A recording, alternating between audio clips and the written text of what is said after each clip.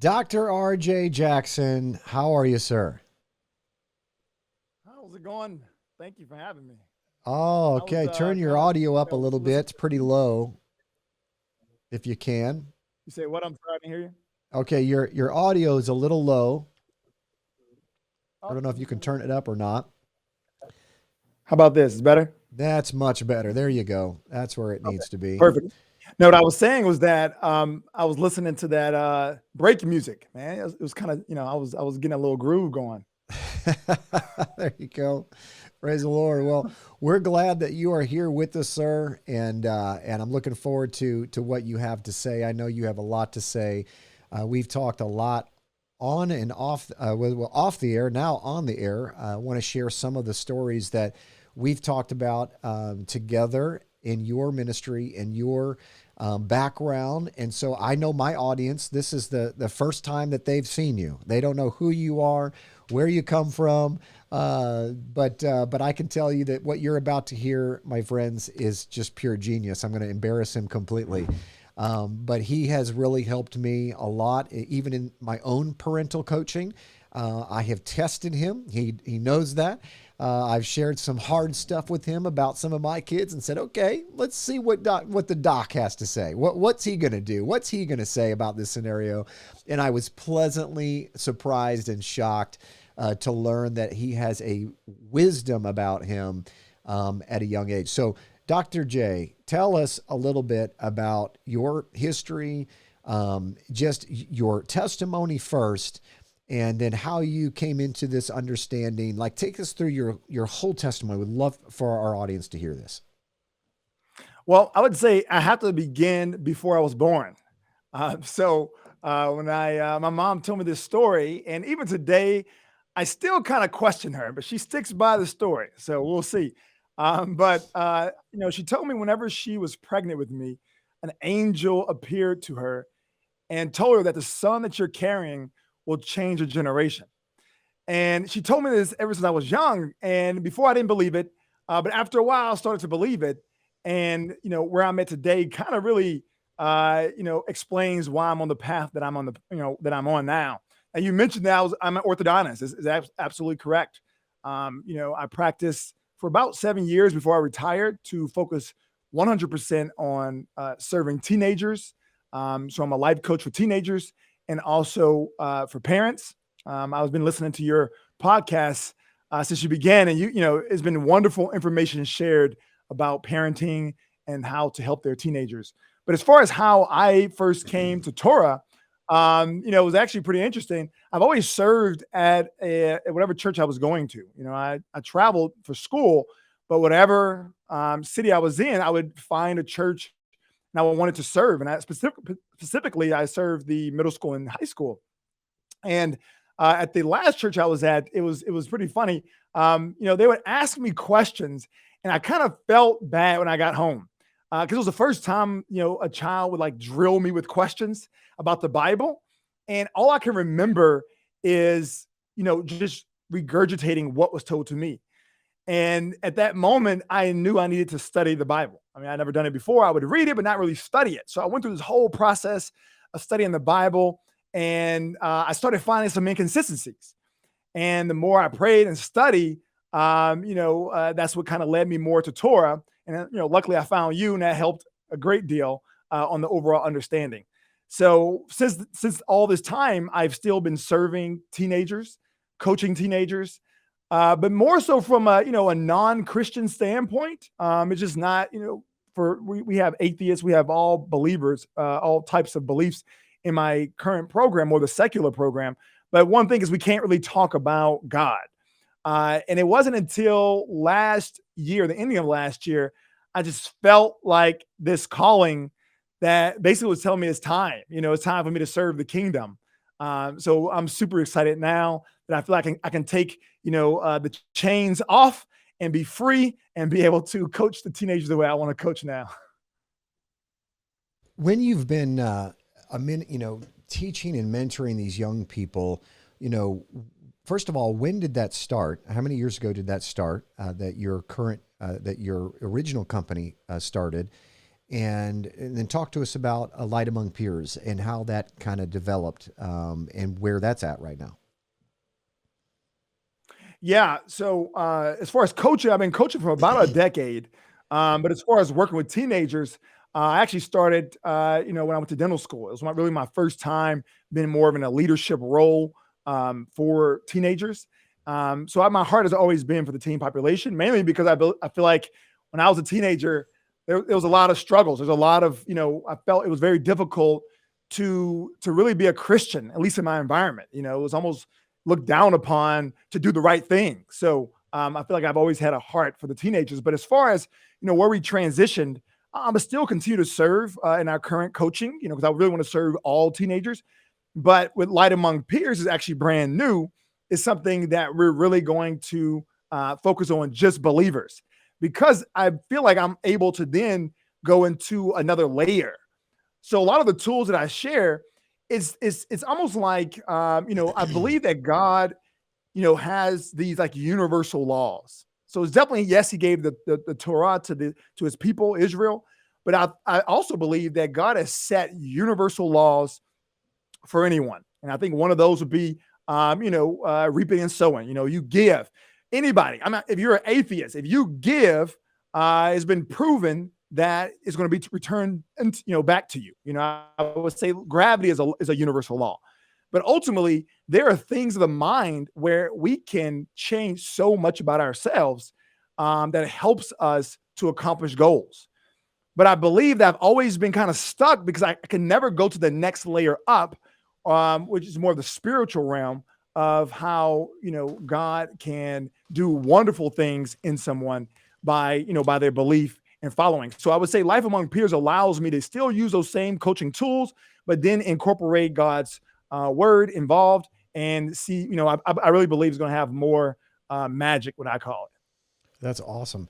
So when you're talking to the youth, what does your program look like? Like I know your success rate is really high, but I want them to understand like what your program, what does coaching look like? Like, do you fly out to somebody's house and sit in their bedroom and talk to them till midnight? How do you coach young people in your organization?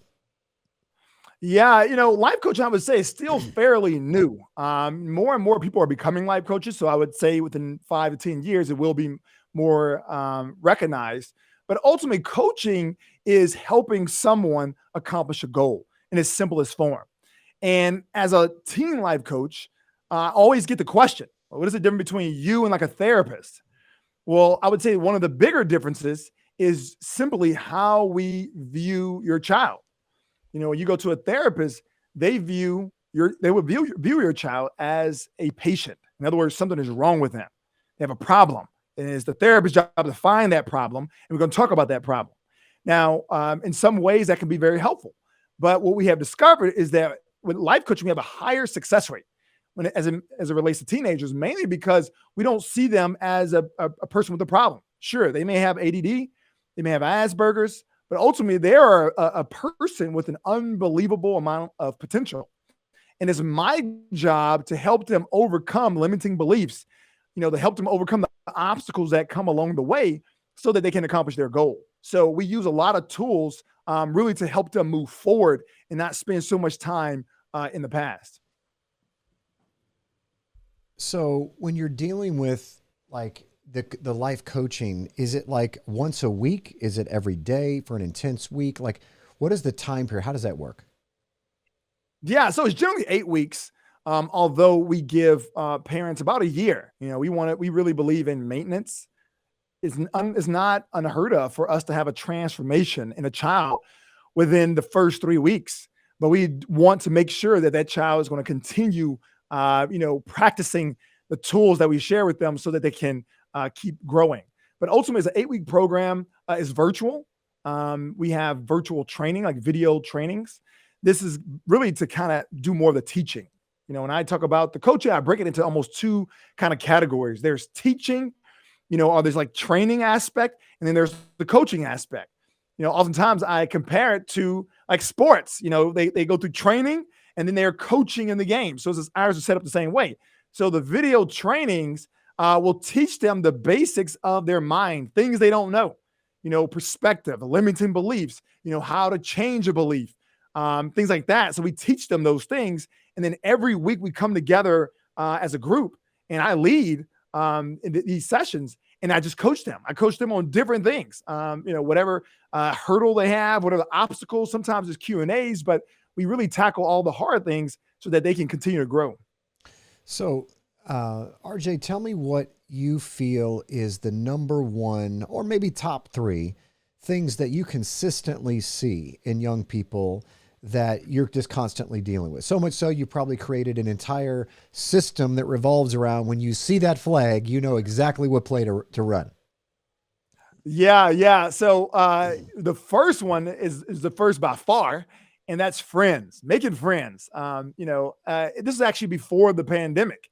Teenagers are having such a hard time finding friends, making friends. So I would say that's probably one of the top goals when they come into the program is like, how do I put myself out there to make friends?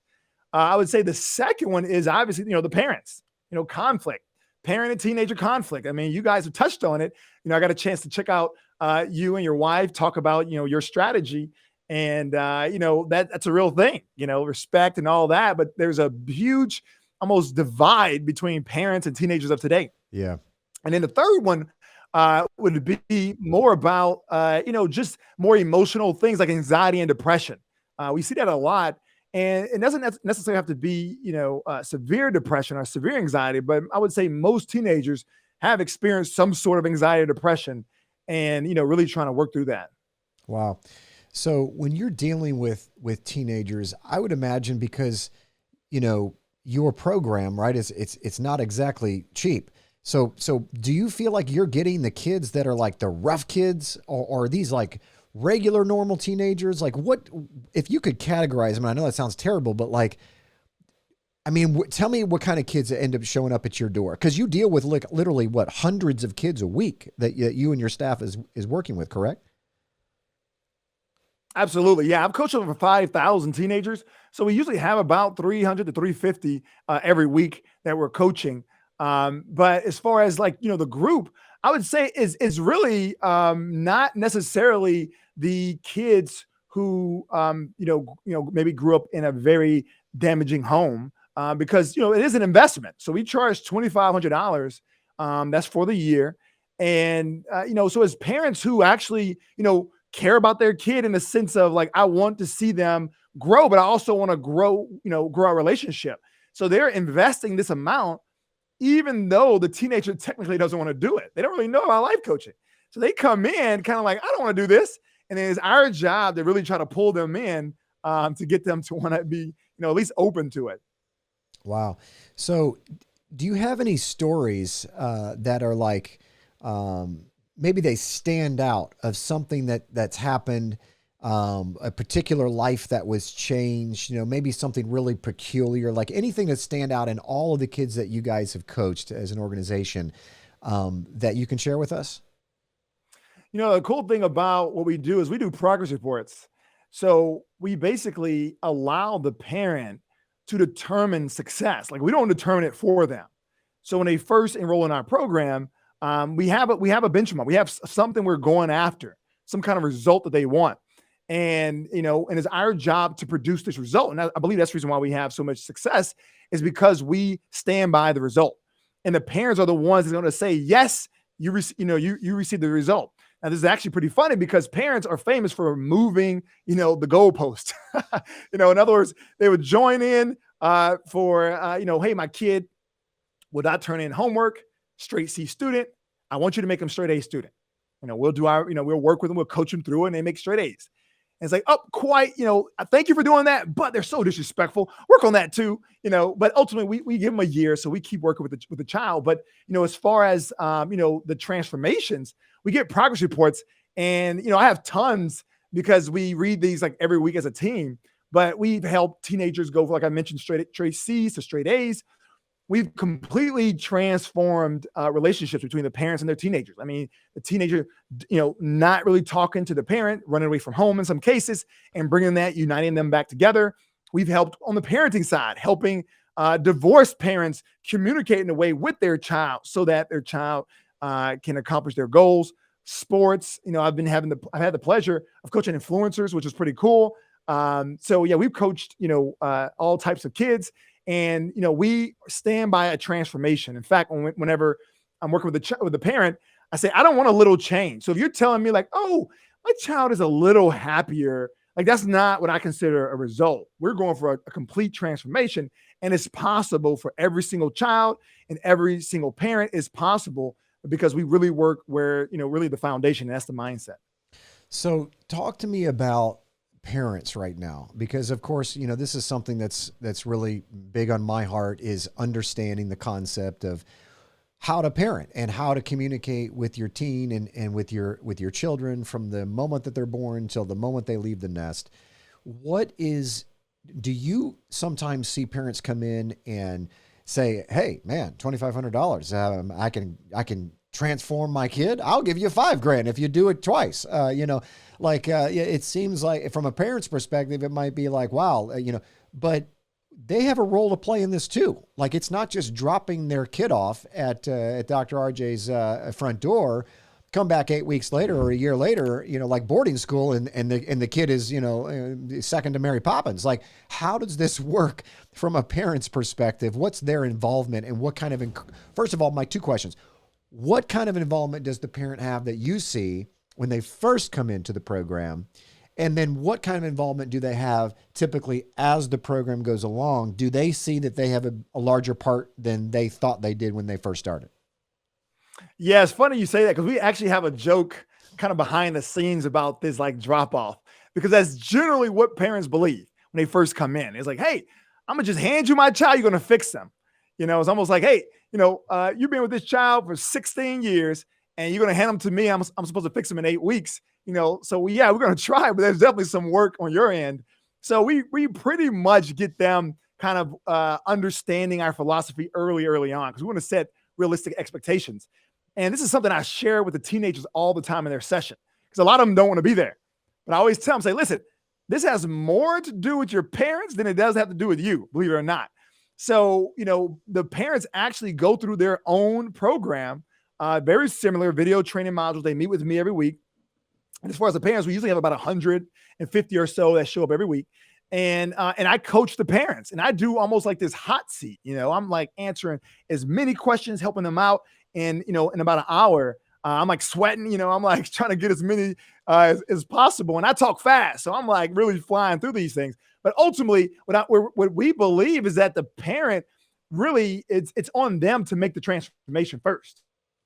In fact, I actually like it when the teenager is resistant, because there's only a few options for the parent to get their team bought in, because they've already given the money, right? They made the commitment. So it's like, hey, you don't have a couple options here. And the number one option is to make this program more about you than about your child. In fact, go to your child and say, hey, I enrolled in this program. I'm super excited. I want to be a better mom or better dad for you. What is something you would like to see me change? And if the child's like, mom, it'll be awesome if you don't yell so much. Thank you for sharing that. I'm on it. I'm going to work on it. And then they go make that change. That is the easiest way to get a child to buy into coaching, is when they see the change in their parent.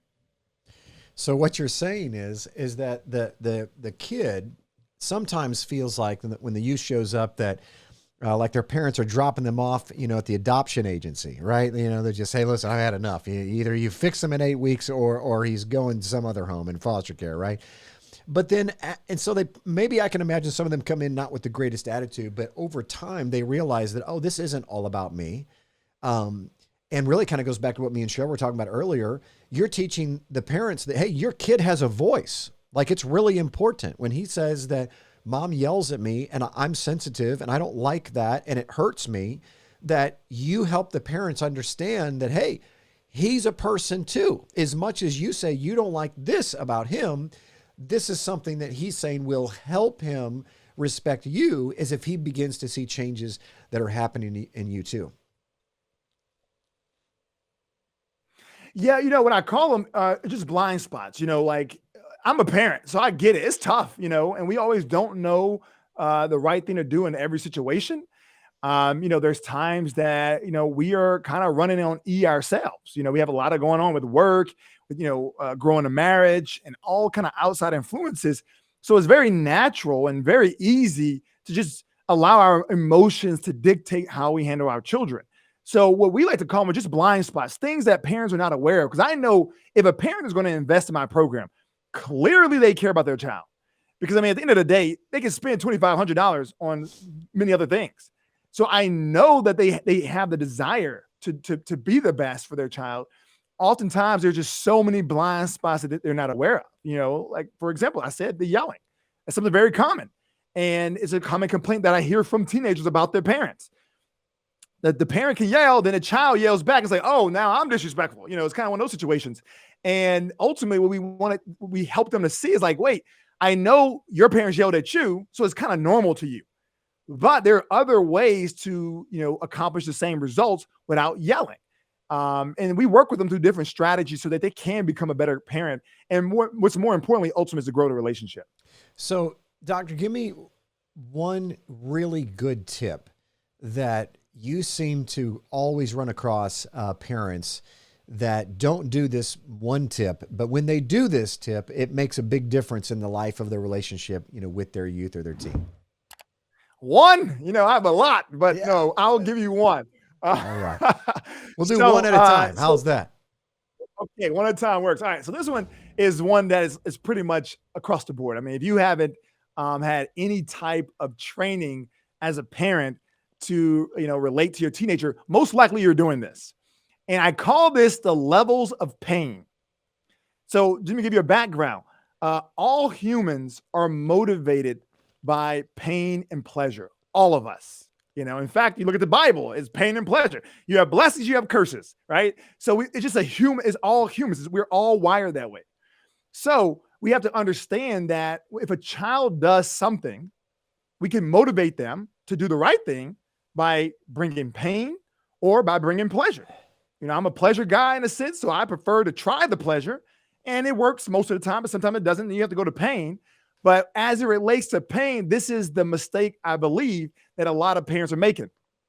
So if a child doesn't do something you want them to do, let's say, for instance, the child, this is a common one, by the way, a child got caught, on a social media platform that they're not supposed to be on. So let's say, for instance, for your child, they're not supposed to be on TikTok, and somehow you discovered it, whether their siblings ratted them out, you check their phone while they're away. Parents love doing that. And they found the TikTok platform. And what happens at that point? So we know that pain will motivate a child. So in this case, naturally, you're going to probably choose pain. And pain is okay. It's fine. The problem is that parents produces a lot of pain. So much pain to the point that the child cannot even learn from their mistake. Now they realize they're getting so much pain. Now it's the parent. Oh, my parent is unreasonable. My parent doesn't trust me. So they never learned from it. So what I encourage parents to do is to give one layer of pain to your child per incident. So let's say, for instance, you caught your child and you yelled at them. Yelling is pain, just so you know. So that means if you slip up and yell, that's it. Can't do anything else. All right. You can't take away their phone. You can't ground them. You can't, send them to their room for weeks on a time. You can't remove their door. Parents do that too. So you can't. You get one layer of pain. Now, wait a minute. Time out. So time out. You're telling me that as a parent, I have to be careful what my initial response is, because if I hit that doggone rock twice, I'm not going to the promised land. That's what you're telling me? I have to be careful here. There's rules? That's absolutely right. Nobody said that Absolutely there's rules. Right. I thought when you're a parent, you become the rule maker. Now you're telling me I've got rules. Absolutely. If you want to get the message, right? Because ultimately all parents, we want we want what's best for our children, right? So in other words, whenever you're mad or you're yelling at your child about this TikTok, it's not like you're trying, you don't want to really truly just hurt them. You're just trying to let them know, don't disobey me, or don't go behind my back. That's the message you're trying to send. If you give one layer of pain, you can send that message. But if you start yelling and snatch the phone and then, tell them that they're disrespectful and you can't ever trust them again, they're grounded, you're not talking to your friends, now they can't even learn from their mistake. They're just like, oh, here we go. My parent just unreasonable parent again. I can't wait till I leave this house when I'm 18. So what I encourage parents to do is, you get one layer, so you got to choose. So what I encourage parents to do, if you're emotional, don't do anything. Pause, walk away. Hey, we'll talk about it, later. We'll talk about it tomorrow. And then you decide how you want to react. How do you want to handle this? And that's by far would have the biggest change in your family right away if you commit to that. Wow. So I love that. I've never heard of that. Like we kind of do that in some ways naturally here, but almost in reverse, because in the previous segment with Cheryl, we were sharing that if one of the kids gets hurt and they take it upon themselves, right, to be, God and to be the parent and to discipline their sister or their sibling, then we don't do it. Like they took our spot. So they're going to get in trouble for stealing what rightfully belongs to ours. What you're doing is brilliant. You're reversing the process. You're saying, hey, mom, dad, there's rules for you too. So when your kids do something wrong, your immediate reaction is going to dictate how much level of punishment or discipline that comes. And matter of fact, on the spiritual level, I think it's important to take a 30-second break and share something that's important about olives, because believe it or not, I think olives are really important to how we raise our kids. I know that's a crazy analogy, but just bear with me for a second. The first thing that we do when we want to get oil from an olive is we shake the tree, okay? Now, I think this is, would you agree, RJ? We're really good at shaking our kids, right? Like, come, get down here right now, right? We're really good at shaking them. But when they come down, the point that when you're dealing with olives is you're gathering together gently. The shaking's for a reason. There's a blanket on the ground, and you're not just going to stomp them all over the ground. They're falling onto a soft cloth. Then they gather that cloth. They put that in a basket. And to cut a long story short, what they're doing is they're gently pressing those olives, because the purest oil is going to be what comes out first. That is the purest oil. And so I think as parents, when people tick us off, when people hurt us, when our children or our spouse, those are closest to us, trigger us, to use a psychology word, right? When they trigger us, I think it's a good test that whatever comes out of us first, that's who we really are. Would you agree? Because if someone comes out and their first reaction is like Dude Perfect guys, they say, is the rage monster, right? If it's the rage monster, then that shows who you really are on the inside. But what you're saying is we as parents, we have to be under control in these situations, that no matter what happens, we need to be calm, cool, collected, and calculated. Is that what you're saying? Yeah, absolutely. And it makes sense, right? Because whenever we are emotional, it's very difficult for us to think clearly. Like when we're angry or sad, and that's usually the two emotions that happen. You catch your child doing something or they do something wrong, you're either living in the anger. Some of us are just lean more towards anger. Some of us lean more towards the sadness. We become like the victim and we cry and say, oh, how can you hurt me?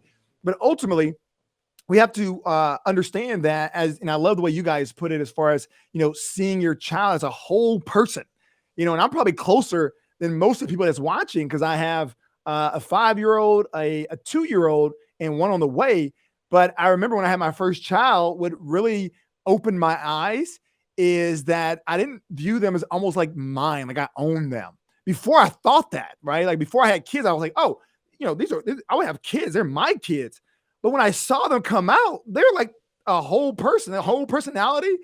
And, it almost made this level of respect that I have for them, that, this is like a whole person here. I can't really control them. But ultimately, what I'm sharing with parents is by allowing yourself to have this break, because it's natural, just so you guys know, don't beat yourself up if you get angry. We all get angry. But having the ability to walk away and release that anger, and not feeling like you have to address something right at that moment. Because I would tell you, majority of the situations, they do not need to be addressed at that moment. It's not like somebody's about to snatch your child, you have to hurry and make a quick decision. It's like, okay, you're on TikTok, you're not supposed to be, let's talk about it later. I'm gonna go cool off or whatever. I'm gonna talk about it later. That's probably fine. And kids respect that. That's awesome. My friends, RJ Jackson from drrjjackson.com and lightamongpeers.com. I encourage you to go there right now. So, doctor, let me ask you a couple more questions on this. This whoops, on this vein. When you're dealing with kids, it seems like what you're saying is like they're real people, they have real feelings, and that there really needs to be real rules. Can we just be spiritual for a moment and say Torah? Like there needs to be Torah for parents and how we communicate. How did coming into Torah alter or change or add to your understanding of how to bring this message and train teens and their parents? It's funny you say that because, I try to get a lot of my tools from the Bible. In fact, I believe that sometimes I get downloads. There's a lot of things that I share with parents that, I haven't discovered in any book. I haven't read it anywhere. No one has ever taught it to me. So the only person I can credit of why I know this information just intuitively is God. I feel like it's just a download that I have. But one thing I did take, from the Bible that I always share with parents is whenever you are structuring rules for your home.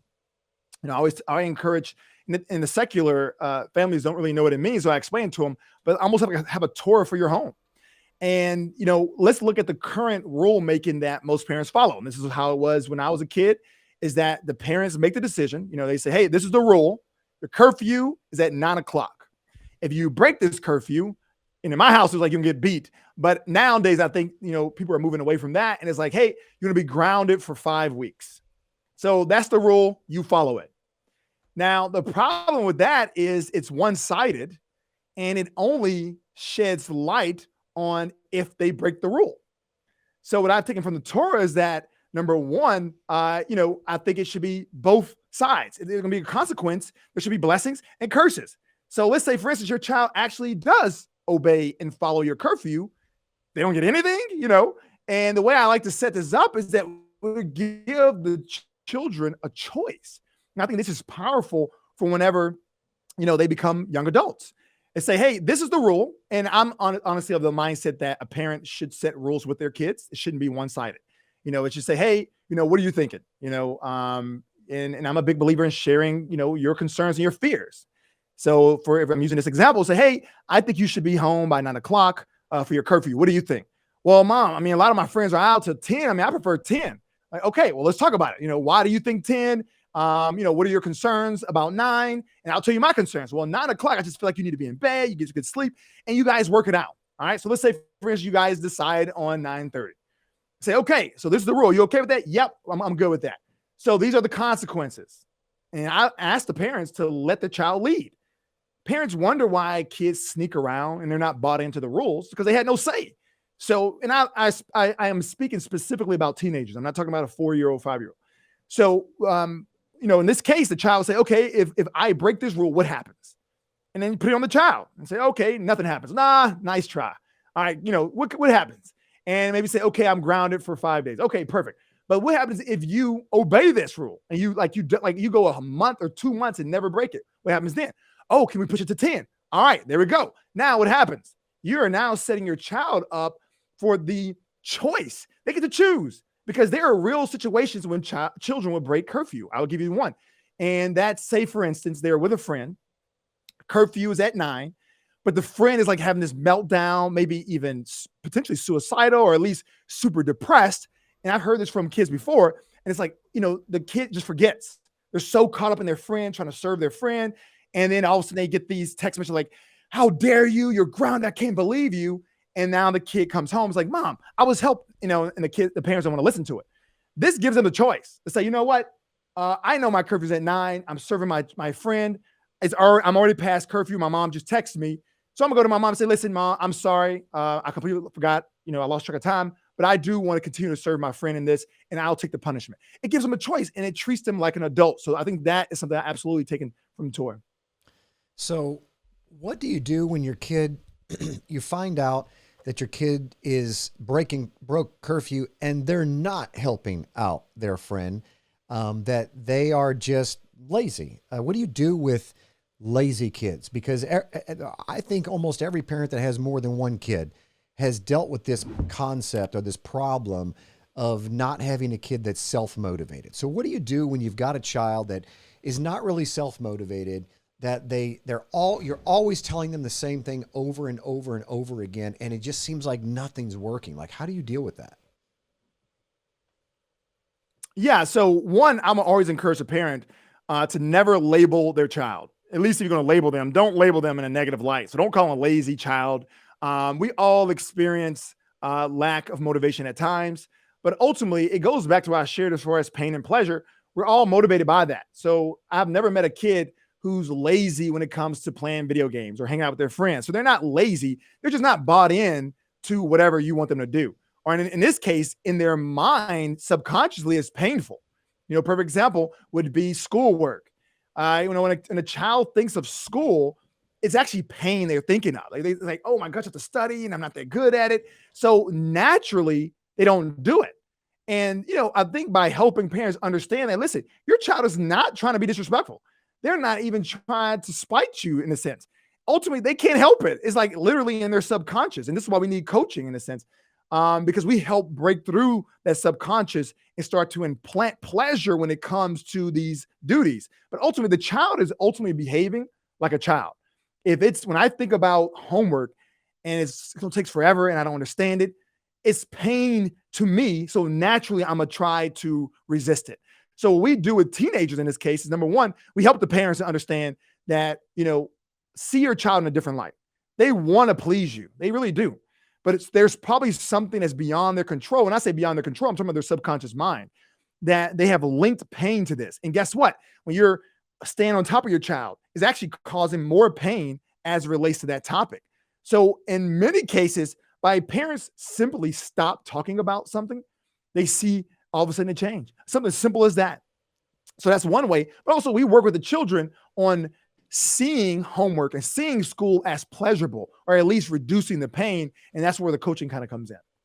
So how do you, like, tip number 2? So that was all tip number 1. Well, tip number 2, how do you deal with, well, let's just let you take it in the next direction. What's the number 2 tip that you would like to give parents or teens out there today? And maybe it's the second one. And maybe it's a tip that has to do with teens relating to their parents, your secret ammo, something. Yeah, so I can definitely give you something that we share with teenagers, but the second one I want to share for the parents is, focus. So, just really, we really call it just fighting battles. You choose, pick one battle to fight. In other words, put your focus on one category or topic at a time. I think, psychologists discovered that a teenage brain cannot handle more than like 4 things coming at them at a time. So this is whenever parents are viewed as nagging, is when you say, hey, you didn't turn your homework in. You're being disrespectful. You're being rude to your sister. You need to brush your teeth. You're very dirty. You need to take better care of yourself. You need to do the chores. So a lot of times parents are throwing all of these things at their child and they really just can't even handle it. So I encourage parents to choose one area to focus on at a time.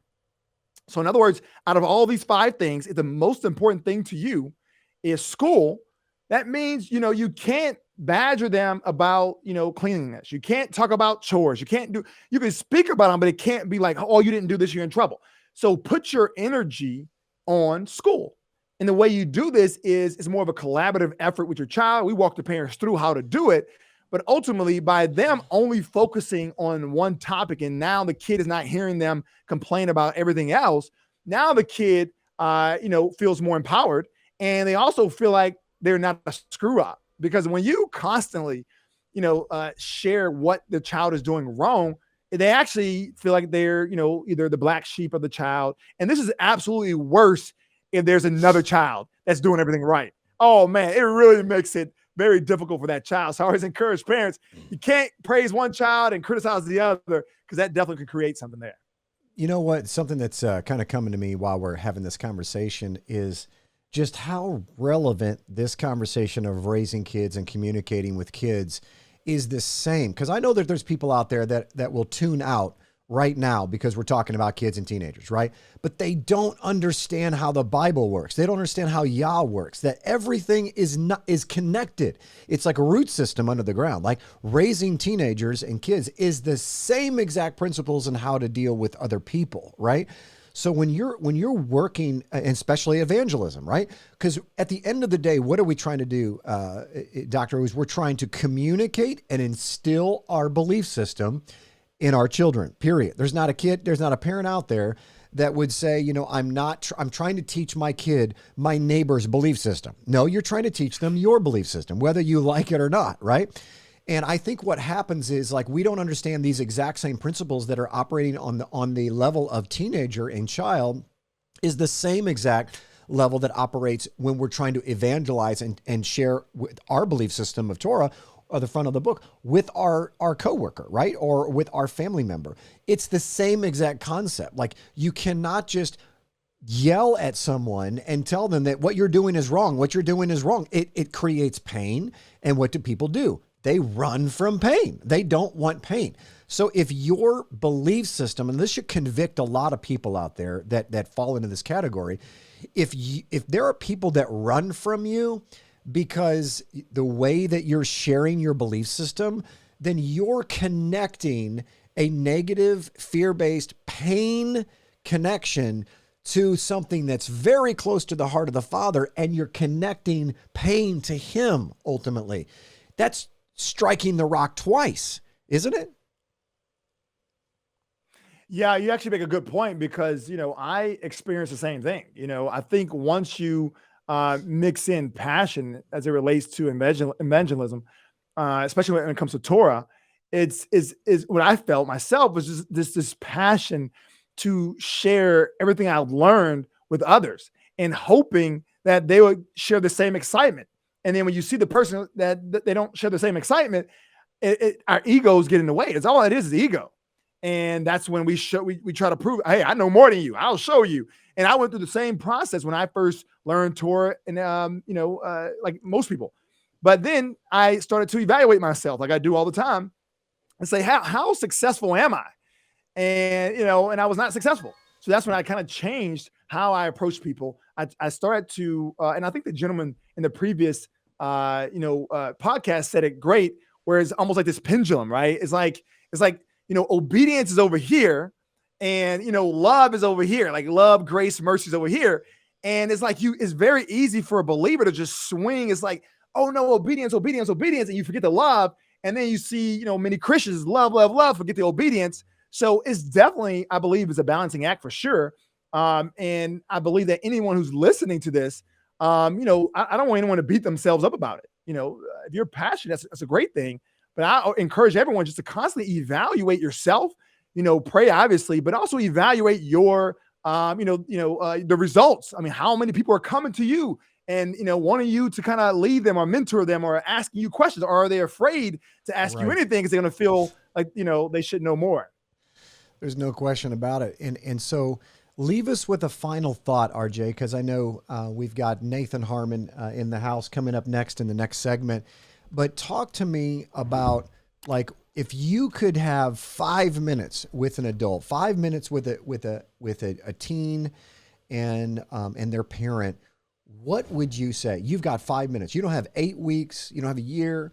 You got 5 minutes to fix this entire household. What? Now, this is a lot of pressure. You've probably never been asked this before in an interview, but I want you to fix everybody's problems in 5 minutes. What are you going to say?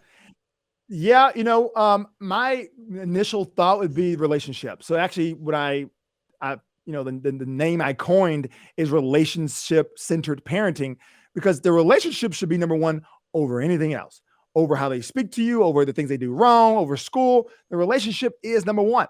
And the cool thing about this is once the relationship grows, you don't really see this resistance from your child.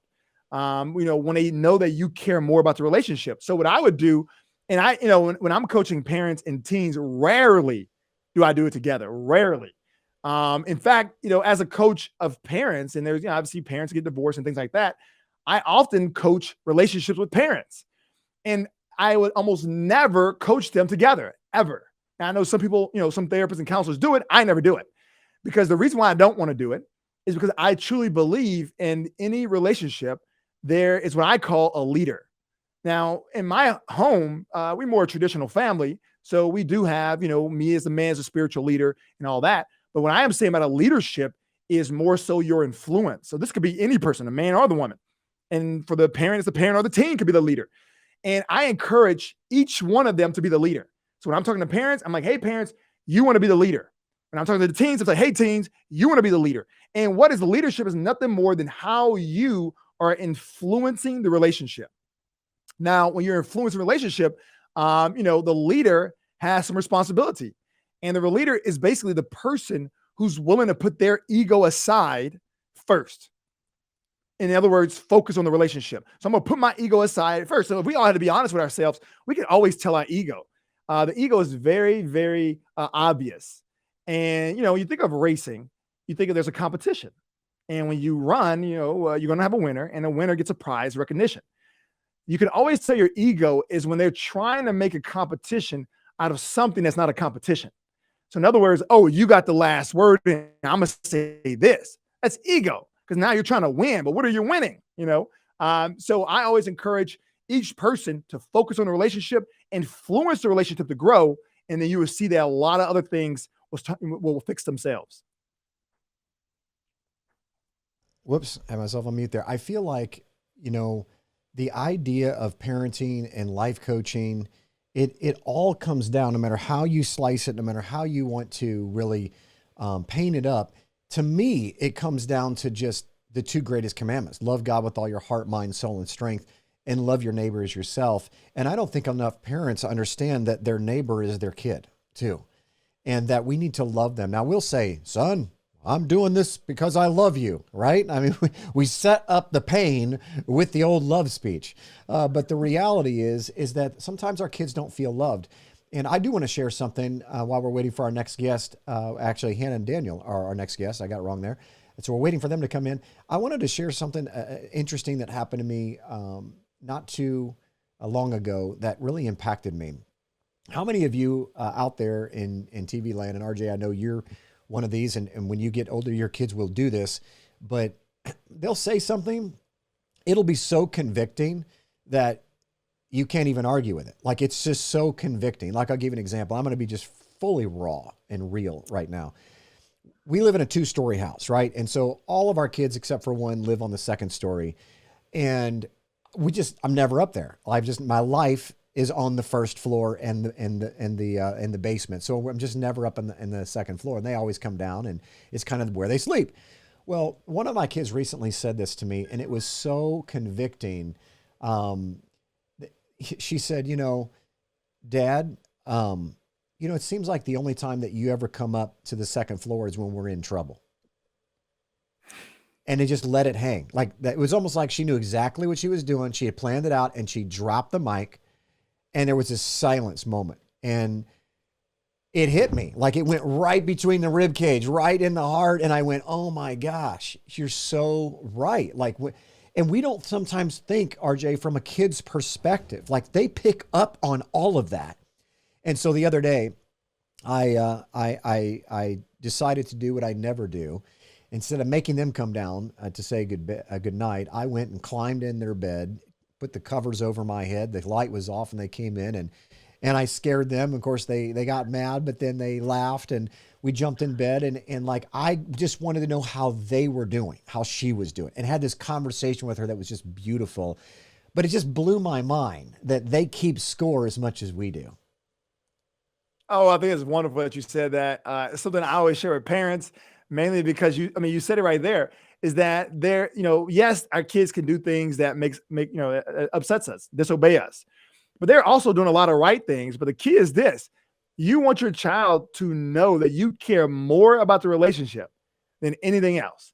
And if you can have your child believe that, then I absolutely believe your child and the parent will have a wonderful relationship for the rest of their life. And how do they know that? Your daughter just told you that. What is your focus? If you're constantly talking to them about you didn't clean yourself, or you didn't do this, you didn't do that, well, they believe that school is more important than us. So I love that you did that. And I always encourage parents to kind of break the mode of the seriousness and just try to have fun with their kids. And I think that's a really awesome way of doing that. And we'll leave maybe with your thought on this.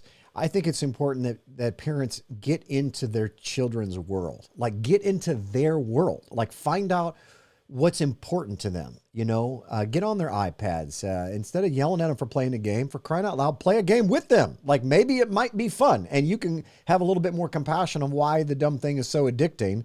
And maybe they will look at you strange, like, who are you and what'd you do with my dad? Because you're in my room and you're only in my room when you bring the wooden spoon. So what the heck did I do wrong? Right. So I just really believe that it's important for us parents to realize, one, they're real people. They need respect and a voice, and we need to get into their world. You have the last word. Absolutely.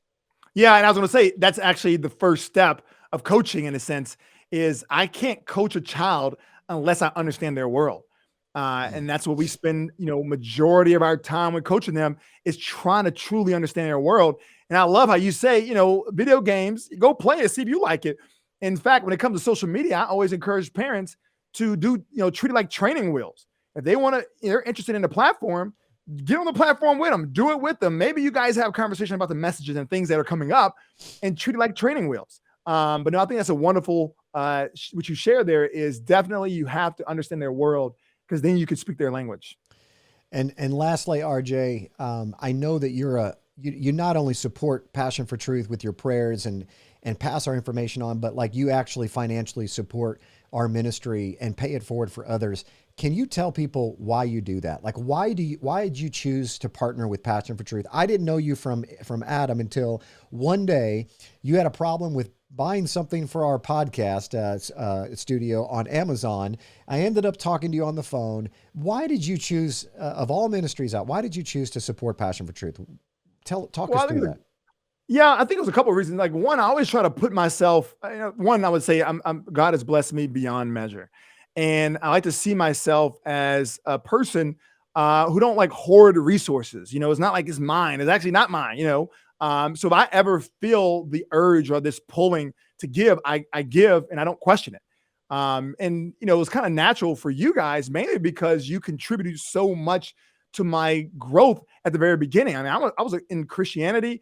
And I was taught everything else everyone else was taught. I grew up Catholic, and I started learning all these things, and there was a lot of confusion. And I really leaned in a lot on your ministry to kind of help me get the start where I felt confident enough to, obey the Torah and not feel guilty, or maybe I'm doing the wrong thing, or legalism and all that. So no, to me, it was a very natural way of supporting, because the fact of the matter is this, if you are spending your time and energy and your focus and helping people come to faith, getting to know Torah, love God, love others.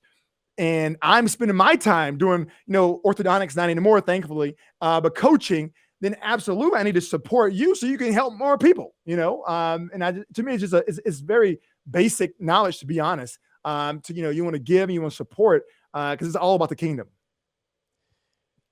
Well, Doctor, I really appreciate that. I know your support goes a long way, and we're trying to make an impact. But in the meantime, I know you're trying to make an impact. So go on over to his new site. It is lightamongpeers.com. See everything that the Dr. RJ has to offer. As you can tell, he is an expert in his field. He's really good with kids. Maybe you've got a kid that needs some coaching and you want to take advantage of his program. Feel free to do that. And Dr. RJ, thank you so much for taking the time out of your busy schedule to be with us here on this program. Man, may the Father bless you. I pray that this new program, because we've worked together on this, right? I'm really praying that this thing takes off, and you're not only going to be one of the nation's top life coaches, but you will be one of the top life coaches in the entire religious realm as well. So, man, hats off to you and what God's doing with you and your family. And praise the Lord, and congratulations on your new kid that's coming up for sure. No, thank you so much. It's been a pleasure. Thanks, Pastor Jim. All right, buddy. Thank you so much for being a part of our program, RJ. Next up is Hannah and Daniel Carlash. My son-in-law and my firstborn daughter will be live with us in just a few moments, talking about courtship and their experience versus dating. So we'll be right back after this, and then we'll dive into the deep and controversial subject of courtship.